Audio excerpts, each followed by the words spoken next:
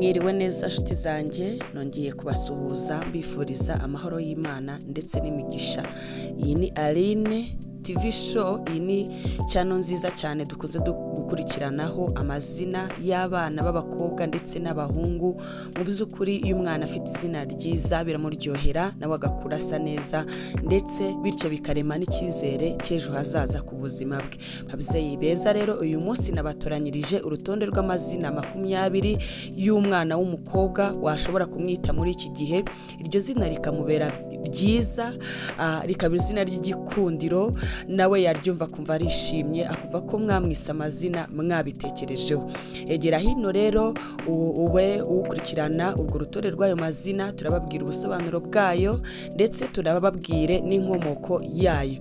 Aya ni amazina meza magufi yitwa abana muri iki gihe cya none agezweho kandi rwose ashimishije. Dutangiriye ku mwanya wa 20 rero tuhasanga izina Arakaza Nova Amelia. Arakaza ni izina ry'ikinyarwanda, naho Nova ni izina ryiza cyane rikomoka mu Kilatini, rikaba risobanura ngo mu bumenyi bw'ikirere risobanura ko ari inyenyeri imurika bitangaje. Muri make rero bisobanuye ikintu gishya. Amelia byo bikaba bivuze ngo umunyamwete, mbese umuntu ukora afite umwete adacika intege, mbese wa mwana nawe ubona abashimishije. Dukurikijeho rero umwanya wa 19 tuhasanga Rwibutso Nova Grace. Rwibutso Nova Grace ni izina ryiza cyane. Rwibutso ni izina ry'ikinyarwanda, naho Nova ni izina ryiza cyane risobanura ngo inyenyeri nshya, rikaba rikomoka mu Kilatini nk'uko nabivuze. Grace naryo ni izina ryiza cyane wakwita umwana w'umukobwa, risobanuye ngo ubuntu bw'Imana. Aya ni amazina meza cyane wakwita umwana wawe w'umukobwa. Rwibutso Nova Grace. Aya mazina rero ndabibutsa ko ari amazina y'icyerekezo. Ku mwanya wa 18 turasanga izina Igitego Ayira Faith. Igitego ni izina ry'ikinyarwanda, Ayira ni izina ryiza cyane wakwita umukobwa, ni rikomoka mu rurimi rw'Uruturikiya, rikaba risobanuye ngo urumuri rw'ukwezi. Naho Faith ni izina ryiza cyane risobanuye ngo ukwemera cyangwa se icyizere. Iri zina rikaba rikomoka mu rurimi rw'Icyongereza. Aya ni amazina meza cyane wakwita umukobwa, Igitego Ayira Faith. Ku mwanya wa 17 turasanga izina Nimwiza Diana Claire. Nimwiza ni izina ry'ikinyarwanda, Diana ni izina ryiza cyane rikomoka mu Kilatini, akaba risobanuye ngo Imana igira ubuntu. Naho Claire ni izina ryiza cyane wakwita umukobwa rikomoka mu Gifaransa, rikaba risobanuye ngo urumuri. Nimwiza Diana Claire. Aya ni amazina meza cyane wakwita umwana wawe w'umukobwa afite icyo asobanuye ku buzima bwe. Tugeze ku mwanya wa 16 tuhasanga Mutako Aurore Rose. Mutako ni izina ry'ikinyarwanda, naho Aurore ni izina ryiza cyane rikomoka mu Kilatini. Iri zina rikaba risobanuye ngo umuseke. Naho Rose ni izina ryiza cyane, abantu bose bakunze kumva ubusobanuro bwaryo ko rikomoka ku rurabo rw'iroza, rikaba rikomoka mu rurimi rw'Ikilatini. Mutako Aurore Rose. Tugeze ku mwanya wa 15 tuhasanga Kizere Briella Hope. Kizere murabizi ni izina ry'ikinyarwanda, Briella rikaba risobanuye ngo Imana n'imbaraga zanjye. Iri zina rikaba rikomoka mu Gifaransa. Naho Hope naryo ni izina ryiza cyane rikomoka mu Cyongereza, rikaba risobanuye kwizera. Kizere Briella Hope. Aya ni amazina meza cyane wakwita umwana wawe w'umukobwa, akaba ari amazina afite ubusobanuro bwiza. Tugeze ku mwanya wa 14 aho tuhasanga Abumwe Kayira Joy. Abumwe Kayira Joy ni izina ryiza cyane. Abumwe ni izina ry'ikinyarwanda, naho Kayira ni izina ryiza cyane rikomoka mu Cyarabu, rikaba risobanuye ngo umukobwa wavutse nijoro. Joy naryo ni izina ryiza cyane rikomoka mu Cyongereza, rikaba risobanuye ngo ibyishimo. Abumwe Kayira Joy. Aya ni amazina meza cyane wakwita umukobwa. Ku mwanya wa 13 turasanga izina Gikundiro Emma Grace.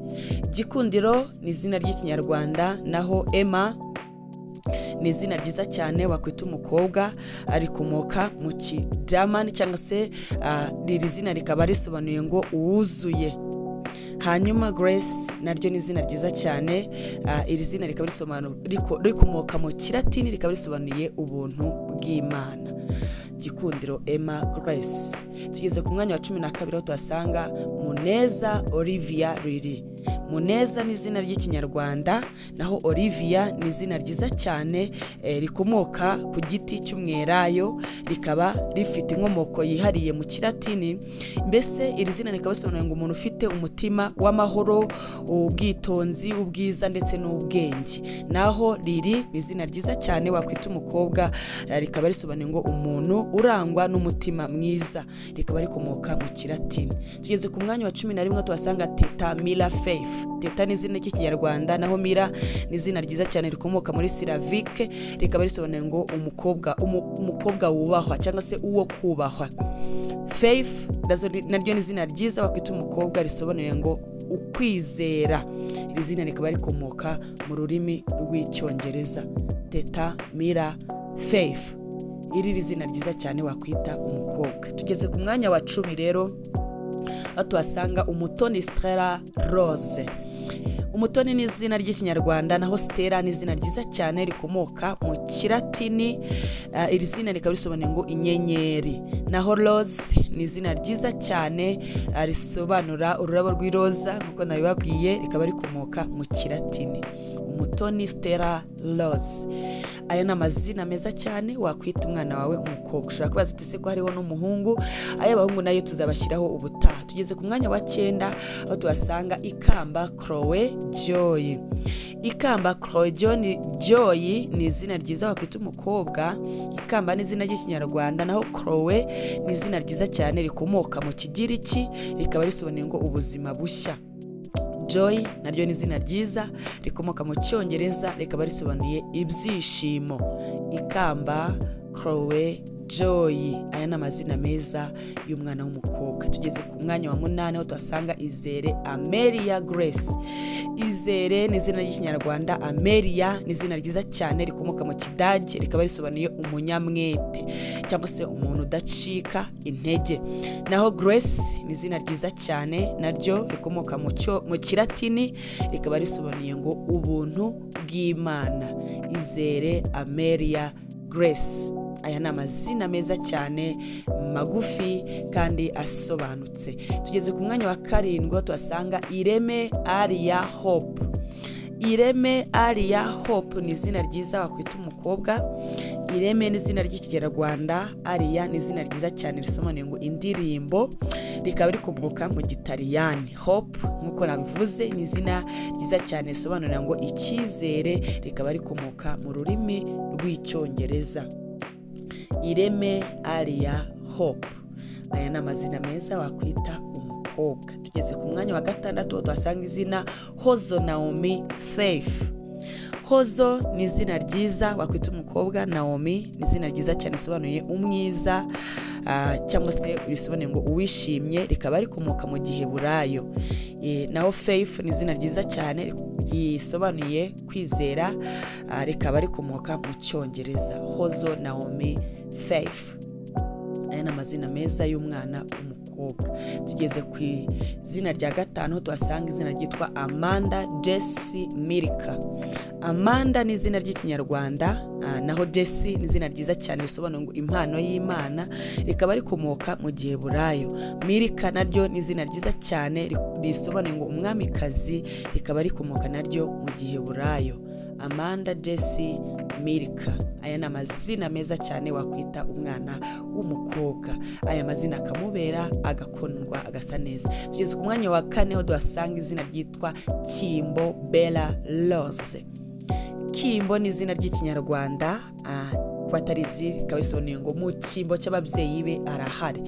Rikaba ari izina ryiza cyane wakwita umukobwa. Bella ni izina ryiza, rikaba risobanuye ngo umwiza, rikomoka mu Gitaliyani, naho Rose ni rya rindi risobanura ururabo rw'iroza. Tugeze ku mwanya wa 3 uwe Eliana Joy.